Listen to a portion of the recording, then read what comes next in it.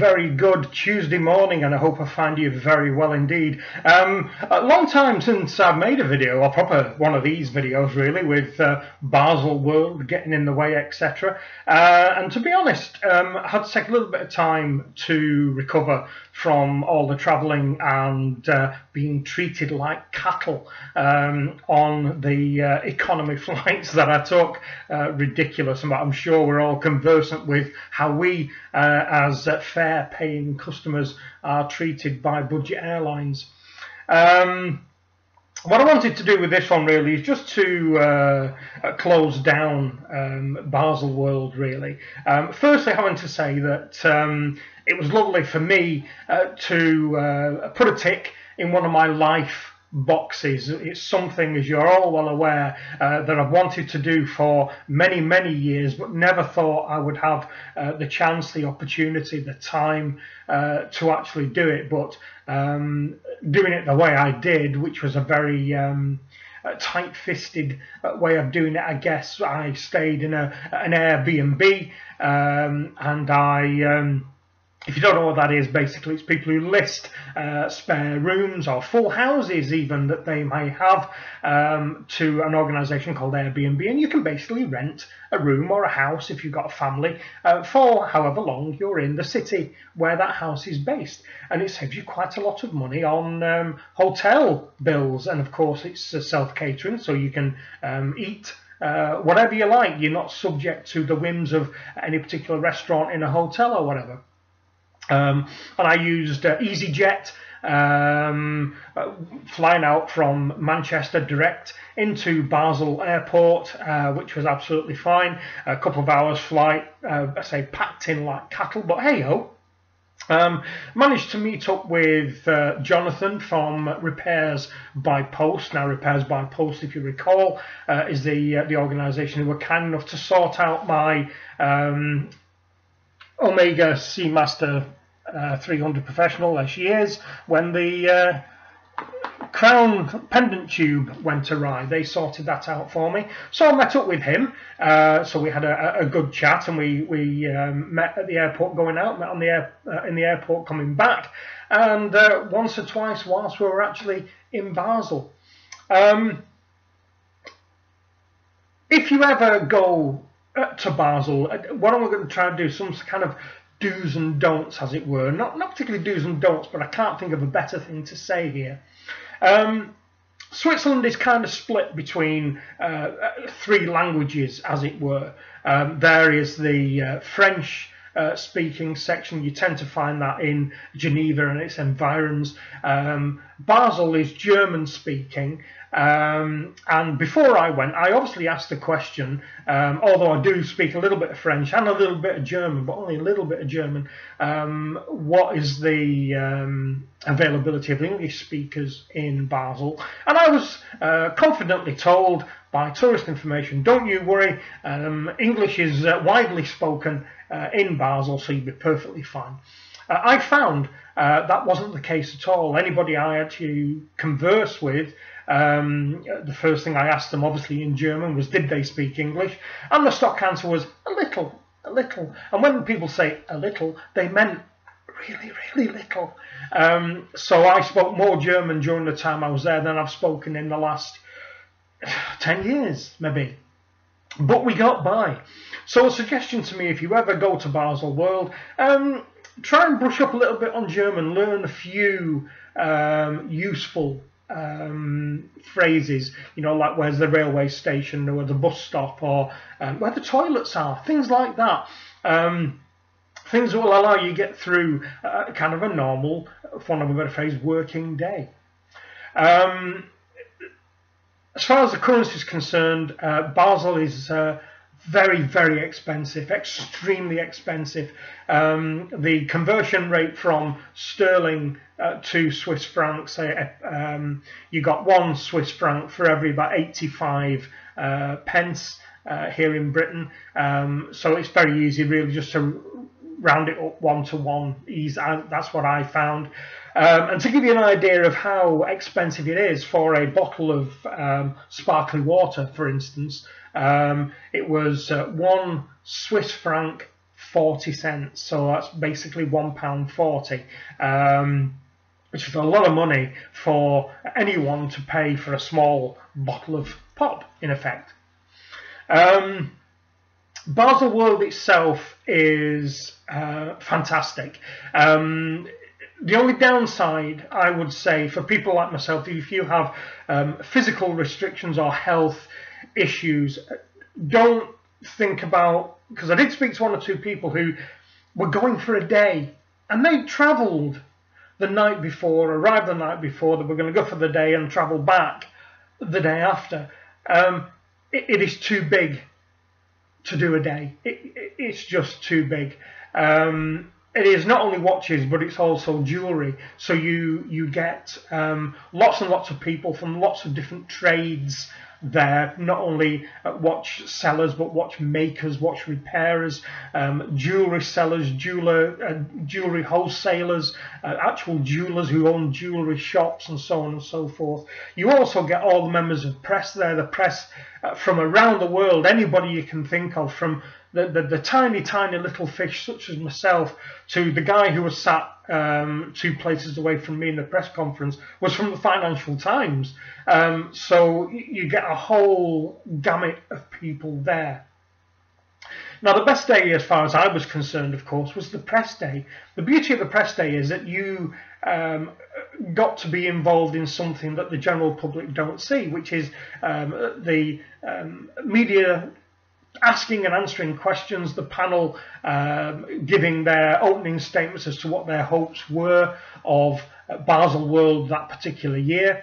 And a little interesting tidbit that came up is that in the financial year 2016-2017, they anticipate a 9.9% decrease in overall watch sales, which is quite interesting. Obviously, the emerging markets, of course, being kind of the Middle East, where there's lots of money, and of course China, because as we're all aware, and you may disagree with this, it is their turn next to be the ruler of the world, as it were, financially. The sales of all the big brands there, ranging from Rolex all the way up to kind of the Holy Trinity, as it were, are booming in China. The people who are well off there, and the higher echelons in society are buying lots and lots of high quality, very, very prestige watch brands now. As far as travel is concerned, if you ever go to Baselworld, there's this phrase which you probably hear bandied around quite a lot on programs like Top Gear, especially on the older episodes by Jeremy Clarkson and things like that. You know, they say car-hating Switzerland. Well, to a certain extent, that's true. But the reason potentially it can be perceived as car-hating Switzerland is you don't need one. Now, speaking as somebody who drives everywhere, I drive everywhere because it makes life easier for me. But whilst I was in Basel, I used the tram system. I bought a week ticket while I was there, even though I was only there for 4 days. And you are never waiting more than 6 minutes for a tram to arrive. And not only are you never waiting more than 6 minutes, is both trams arrive together, which means that as one tram travelling this way arrives, the tram travelling the other way arrives at the stop at the same time. And I can only assume the reason for this is very much like Swiss Rail. If they don't run on time, they are fined massive amounts of money. Maybe a little idea for public transport here in Britain, if you're listening. If anybody who works for Greater Manchester Transport Authority, if you're listening, you know. The centre itself is brilliant. It's called the Messeplatz. It's all in one big centre. The halls are adjacent to each other and off to the right and the left of each other. And all the major manufacturers, generally, when I say major, all the really big boys, as I showed you on one of my videos, are all in Hall 1. Then Hall 2 tends to be smaller but still well-known brands, and also with the watchmakers and repairers, and they're the machinery that can be used by these people. Now, even the 3D printers that are now being used for both plastic components, and also they can even print now with precious metals, so it's making life far more high-tech and far easier to actually manufacture these tiny little massively engineered pieces of kit. Getting around Basel is very easy, as I say, with the tram. They do trams, they do buses, they do trains, etc. Baselworld themselves also offer, as far as accommodation, they also offer hotel ships, which, if you've ever seen adverts for these river cruises, where they are river cruise ships, which is basically a floating hotel, that is what I'm referring to.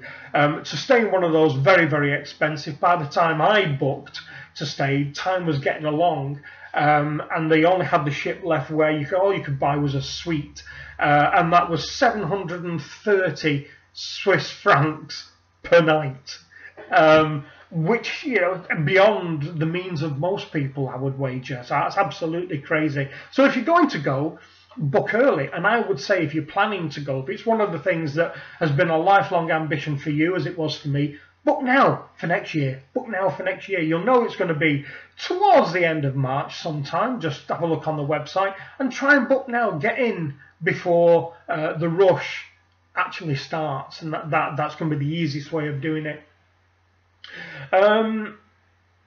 Would I recommend going?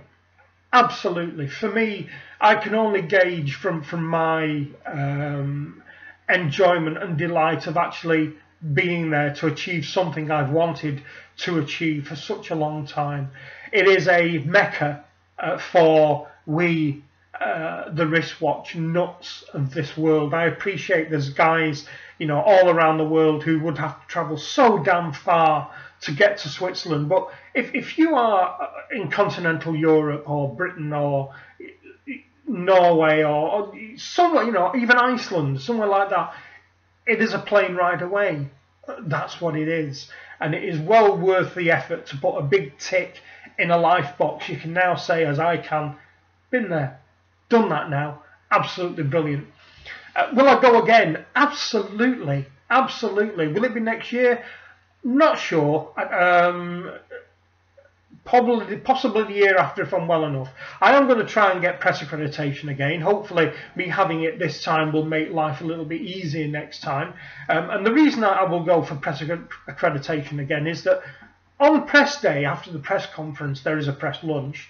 But after that, all the halls are open to the members of the press. So the press can wander around willy-nilly. It's absolutely fantastic. And you're seeing stuff as it's being put out. I was looking at the Ferrari watch stand, and there were no cases on the watches. They just allow press in to actually have a look up close and personal. And it's brilliant because you're not being jostled. You saw on one of my latter videos where it was hard for me to hold the camera still because I was being jostled so much. But on the press day, there is only the members of the press, of course, and there's probably only, I don't know, sub 100 members of the press there. So you can wander around at your own pace, have a look at things at your own pace. You get up close and personal, and it is brilliant, absolutely brilliant. But I appreciate not everyone are going to be able to do that. But that, for me, was a real high point for me. Was there any downsides? Well, the downside, of course, was that there was a lack of English. I think where the English-speaking world is concerned, we have a perception that everyone will speak English, and that's obviously not the case. So, as I say, if you go and you are not adept at picking up bits and pieces of languages, you may struggle a little bit. Make sure you take plenty of money with you because you will need it. There's plenty of nice food. There's lovely. There's everything you would normally have in the rest of the world, all the well-known brands. But there's some lovely Swiss restaurants and some lovely patisseries and things like that where you can buy lovely things to eat. I found the people very accommodating. I found the staff at the exhibition halls very accommodating. They tried their best to help me with any worries that I might have had whilst I was there, it being my first time of attending. I hope that you enjoyed my coverage. As I say, what I tried to do was a series of small videos on my Instagram account. I hope you all managed to access that and have a look at the stuff that I managed to photograph for you. The next time I go, what I think I'm going to try to do is I'm going to try and save up for a cheap DSLR camera with a gimbal system on it, where even if I'm being jostled around as I was last time, that will hopefully give you clearer, less shaky coverage. But obviously it's going to take me quite a while to accrue the money to buy that kind of kit. So that's it for this one. Baselworld, are there going to be any thumbs down? Well, kind of a partial thumbs down, as it were, for the lack of language availability, for the ease of an English speaker, perhaps, but only a partial thumbs down. A thumbs down for cost, very expensive, but you know, you're going to deal with that in quite a lot of places around the world. But everything else, double thumbs up. It is worth a visit. If you're thinking about going and always been thinking about going, go. I can only say to you, go. You will see everything that you know, everything that you love. You will also see things that you've never seen before, makes that you think, wow, have I never heard about this?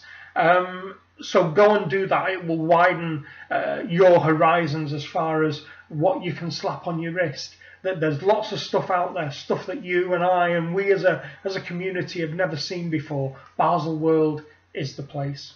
So that's it for this one, people. Thank you very, very much indeed for watching. As I say, I hope that you did enjoy my little coverage from Basel. I know that the bigger boys have done flashier and more smooth and better produced videos than I have, because they have access to a lot of the people I just didn't have access to. Thank you very much for continuing to subscribe, everyone. I did notice yesterday, and I know this varies from day to day, that I'd reached 800 subscribers. But I mean, you know, who knew? That's absolutely fantastic. So people, carry on subscribing. I think, if I remember rightly, the subscribe button's down here somewhere, I think. Share this, give it a thumbs up, like it, all that kind of malarkey. So until the next one, got some good ideas for videos coming up. Thank you very much for watching, and I shall speak to you again soon. Bye bye.